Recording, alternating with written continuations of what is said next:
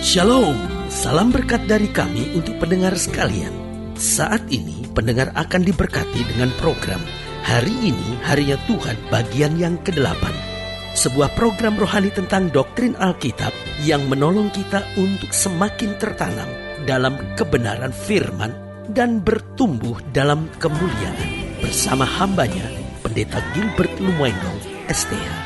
Banyak orang merasa doktrin Alkitab sebagai sesuatu yang membingungkan. Tetapi tahukah saudara bahwa doktrin Alkitab intinya adalah memahami Alkitab dengan benar, dengan pemahaman yang sistematis, sehingga kita terus dapat tertanam di dalam kebenaran firman, sehingga kita terus bertumbuh di dalam kemuliaan Allah.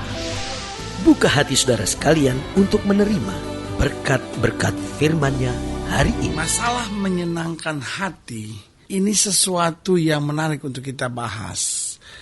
Kenapa saya katakan masalah menyenangkan hati, masalah yang menarik untuk kita bahas?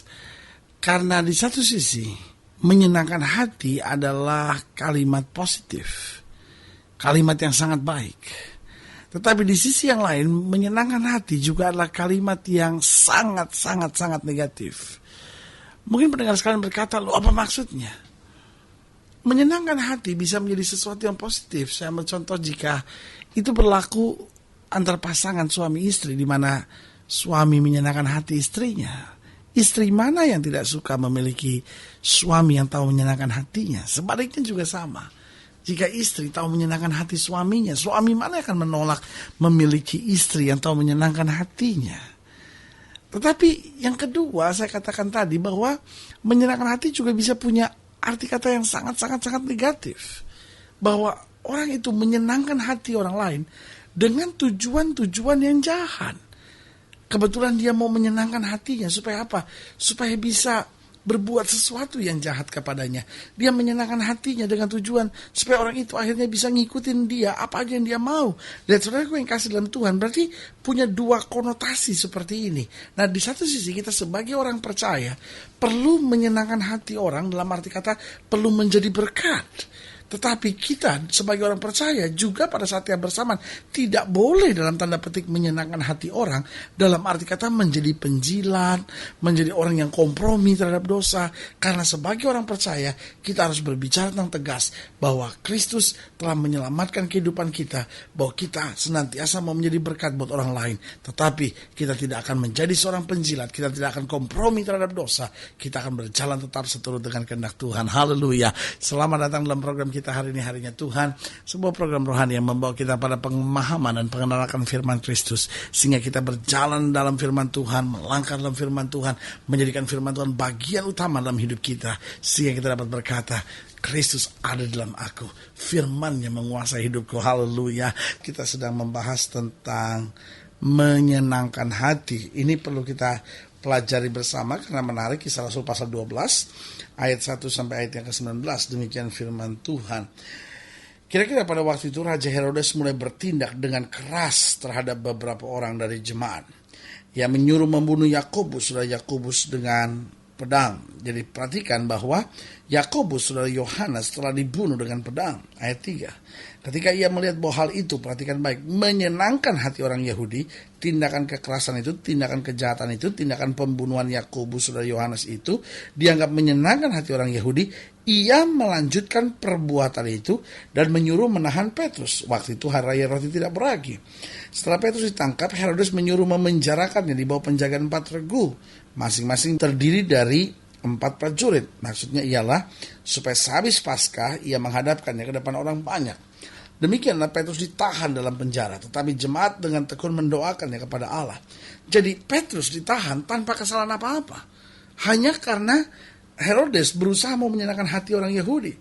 Nah, saudara yang kasih dalam Tuhan, ayat yang ke-6. Jadi saudara lihat ya bahwa Petrus ditangkap di bawah penjagaan 4 regu. Tapi ayat yang ke-6, pada malam sebelum Herodes hendak menghadapkannya kepada orang banyak, jadi istilahnya besoknya mau dibunuh, Petrus tidur di antara 2 orang prajurit. Saudara bisa bayangkan begitu tenangnya hati Petrus dalam situasi seperti ini.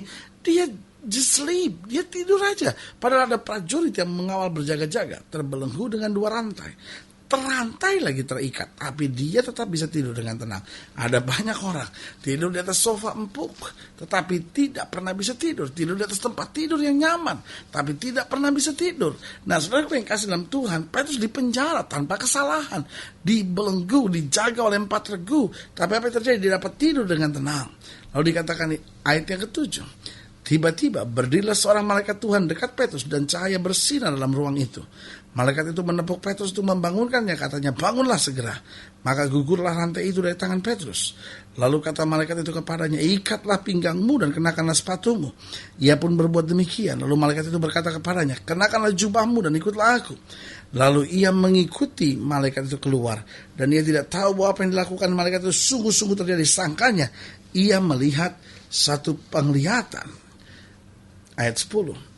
Setelah mereka melalui tempat kawal pertama dan tempat kawal kedua, sampailah mereka ke pintu gerbang besi yang menuju ke kota. Pintu terbuka dengan sendirinya bagi mereka. Sesudah tiba di luar, mereka berjalan sampai ke ujung jalan dan tiba-tiba malaikat itu meninggalkan dia. Dan setelah sadar akan dirinya, Petrus berkata, sekarang tahulah aku benar-benar bahwa Tuhan telah menyuruh malaikatnya dan menyelamatkan aku dari tangan Herodes dan dari segala sesuatu yang diharapkan orang Yahudi. Dan setelah berpikir sebentar, pergilah ia ke rumah Maria, ibu Yohanes, yang disebut juga Markus. Di situ banyak orang berkumpul dan berdoa. Dan ketika ia mengetuk pintu gerbang, datanglah seorang hamba perempuan bernama Rode untuk mengetahui siapa yang mengetuk itu. Ia terus mengenal suara Petrus, tapi karena girangnya ia tidak membuka pintu gerbang itu. Dan segera masuk ke dalam untuk memberitahukan bahwa Petrus ada di depan pintu gerbang. Kata mereka kepada perempuan itu, engkau mengigau. Akan tapi ia tetap mengatakan bahwa benar-benar demikian. Kata mereka, itu malaikatnya. Tetapi Petrus terus-menerus mengetuk. Dan ketika mereka membuka pintu dan melihat dia, mereka tercengang-cengang. Tetapi Petrus memberi isyarat dengan tangannya supaya mereka diam. Lalu ia menceritakan bagaimana Tuhan menuntunnya keluar dari penjara. Katanya, beritahukan hal itu kepada Yakobus dan saudara-saudara kita. Lalu ia keluar dan pergi ke tempat lain. Pada keesokan harinya gemparlah prajurit-prajurit itu. Mereka bertanya-tanya apakah yang telah terjadi dengan Petrus. Herodes menyuruh mencari Petrus, tapi ia tidak ditemukan. Lalu Herodes menyuruh memeriksa pengawal-pengawal itu dan membunuh mereka. Kemudian ia berangkat dari Yudea ke Kaisarea dan tinggal di situ. Lihat, saudaraku yang kasih dalam Tuhan, kita lihat kedahsyatan kuasa Allah, bahwa seorang yang mau dibunuh mati seperti Petrus didoakan oleh jemaat. Tetapi sayangnya justru ketika Petrus mengetuk tempat di mana mereka berdoa, lalu Rode, seorang hamba perempuan yang nggak tahu banyak tentang apa yang terjadi, mungkin juga belum beriman banyak, dia cuma dengar doa orang udah mau dibunuh Herodes masih didoain. Ini sesuatu yang nggak masuk akal. Ini kok orang-orang beriman kok aneh sekali. Nah, saudara yang kasih dalam Tuhan, sering kali memang orang ngomong begitu tentang orang beriman. Kok dia beriman, bodoh sekali. Beriman. Aduh, kok gak mau pakai otak gitu. Lihat, saudara yang kasih dalam Tuhan, ada banyak orang akhirnya beranggapan seperti itu. Herodes juga pikir, loh, udah dihadapkan kepada Herodes, besok mau dibunuh, masih didoakan, mana mungkin. Apa sih yang terjadi? Tiba-tiba dia dengar pintu terketuk. Waktu dia keluar, dia intip, dia lihat Petrus. Saudara yang kasih dalam Tuhan, begitu senangnya sampai dia lupa buka pintu, dia berteriak, Petrus ada di luar. Orang bilang apa? Engkau mengigau. Dia bilang betul Petrus ada. Itu malaikatnya. Nah, saudaraku yang kasih dalam Tuhan, ini yang terjadi. Mereka berdoa, tapi mereka sendiri tidak percaya akan kuasa doa. Saudaraku yang kasih dalam Tuhan, tetapi dengar baik, doa mengerjakan mujizat yang luar biasa. Meskipun Herodes dengan cara yang jahat, tapi dengan doa segala sesuatunya dapat terjadi. Nah, saudaraku yang kasih dalam Tuhan, ini yang dapat terjadi kalau kita punya sikap hanya untuk menyenangkan hati orang dengan cara yang negatif, saudaraku yang kasih dalam Tuhan. Akhirnya kita jatuh dalam hal itu. Kita jatuh dalam kompromi, kita jatuh dalam menjadi seorang penjilat. Kita akhirnya tanpa kita sadari, kita mulai semakin jauh dengan Tuhan. Dari sini saya pelajari beberapa hal penting. Yang pertama, seorang yang selalu berusaha menyenangkan hati orang lain adalah orang yang tidak memiliki prinsip. Saya ulangi sekali lagi. Seorang yang selalu berusaha menyenangkan hati orang lain adalah seorang yang tidak memiliki prinsip. Saudaraku yang kasih dalam Tuhan, sekali lagi saya ingatkan bahwa ada dua konotasi tentang menyenangkan hati. Ada konotasi positif di mana seorang ayah misalnya menyenangkan hati anak-anaknya, seorang istri menyenangkan hati suaminya. Nah, itu konotasinya sangat positif. Tetapi berbeda dengan konotasi yang sedang dikerjakan oleh Herodes. Herodes untuk menyenangkan hati orang Yahudi, dia bunuh Yakobus. Lalu kemudian sekarang dia rancangkan lagi untuk membunuh Petrus. Sehingga seorang yang selalu berusaha menyenangkan hati orang lain adalah orang yang tidak memiliki prinsip. Dia jadi orang yang selalu kompromi terhadap dosa. Dan akhirnya hidupnya gak pernah bisa tenang. Kenapa? Karena dia gak punya prinsip yang tegas. Saudara gue yang kasih dalam Tuhan, kita gak pernah bisa menyenangkan hati semua orang. Dan kita juga gak pernah dipanggil untuk menyenangkan hati semua orang. Tugas kita jadi berkat untuk semua orang. Karena kalau kita berusaha untuk selalu menyenangkan hati orang lain, kita menjadi orang yang tidak memiliki prinsip. Yang kedua, seorang yang selalu berusaha menyenangkan hati orang lain menghambat pekerjaan Tuhan. Saya bisa bayangkan sampai bahkan Petrus mau dibunuh hanya demi apa? Untuk menyenangkan hati orang Yahudi.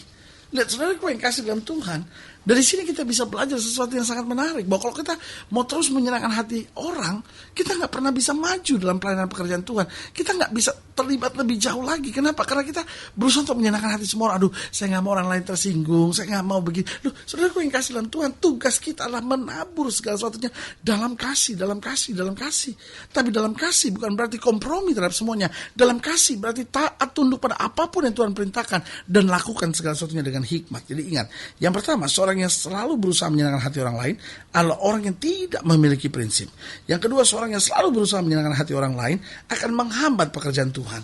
Dan yang ketiga yang saya pelajari, seorang yang selalu berusaha menyenangkan hati orang lain akan satu saat pasti dipermalukan. Satu saat pasti akan dipermalukan. Herodes saking malunya dia bunuh semua pengawal-pengawal itu. Lihat saudaraku yang kasih dalam Tuhan, kalau kita berusaha menyenangkan hati semua orang, akhirnya ternyata buat kita, bahwa kita hanya seorang penjilat ular kepala dua yang menghalalkan segala cara. Tapi saudaraku yang kasih dalam Tuhan, inilah saatnya untuk kita belajar punya prinsip dalam kehidupan kita. Tuhan, saya gak bisa menyenangkan hati semua orang. Tugas saya menjadi berkat. Tugas saya menabur kasih. Tugas saya melakukan yang terbaik. Lebih dari itu, Roh Kudus sendiri akan bekerja. Saudara gue yang kasih dalam Tuhan, suami-suami harus selalu menyenangkan hati istrinya. Istri-istri harus selalu menyenangkan hati suaminya. Dimanapun kita berada, kita memang harus jadi berkat buat semua. Tetapi jangan berusaha untuk menyenangkan hati semua orang. Karena kalau tidak, kita tidak akan punya prinsip. Kalau tidak, pekerjaan Tuhan akan terhambat. Dan kalau tidak, satu saat kita sendiri akan dipermalukan. Inilah saatnya buat kita untuk berkata, Tuhan, saya mau hidup benar di hadapan Tuhan. Saya mau jadi berkat buat semua. Sehingga lewat hidup saya nama Tuhan dipermuliakan. Haleluya. Saudara ingin dilayani lebih jauh, hubungi kami melalui telepon, hubungi kami melalui surat, kunjungi website kami. Karena kami ada untuk membawa Bapak Ibu Saudara senantiasa lebih dekat pada Tuhan. Mengalami kasih kuasa mujizat yang luar biasa. Haleluya. Melalui program ini juga saya mau berdoa untuk setiap saudara yang sakit, setiap saudara yang berbeban berat, setiap saudara yang mungkin gak punya prinsip dalam hidup saudara. Saudara sulit sekali untuk berkata tidak dalam hidup saudara. Saudara ingin didoakan, boleh taruh tangan kanan saudara di dada dan kita doa. Bapa dalam nama Yesus, hamba doa buat yang sakit, hamba doa buat yang berbeban berat, hamba doa buat setiap mereka sedang menghadapi badai. Hamba juga berdoa setiap mereka yang gak punya pegangan. Bapa, hamba berdoa di dalam nama Yesus, Tuhan jamah, Tuhan kerjakan mujizat, sehingga kami gak menjadi orang yang berusaha untuk menyenangkan hati semua orang, tetapi kami menjadi orang percaya yang memiliki prinsip hidup dalam kasih, menabur dengan cinta kasih Tuhan, dan menjadi berkat senantiasa. Terima kasih Bapa. Di dalam nama Yesus kami berdoa. Haleluya. Amin. Saudaraku yang kasih dalam Tuhan, kita sudah doa. Ingat, Allah tidak pernah lalai menepati janjinya. Inilah saatnya buat kita untuk bangkit beriman, bersemangat menghadapi segala perkara. Karena kita tahu di dalam Yesus kita lebih daripada orang-orang yang menang.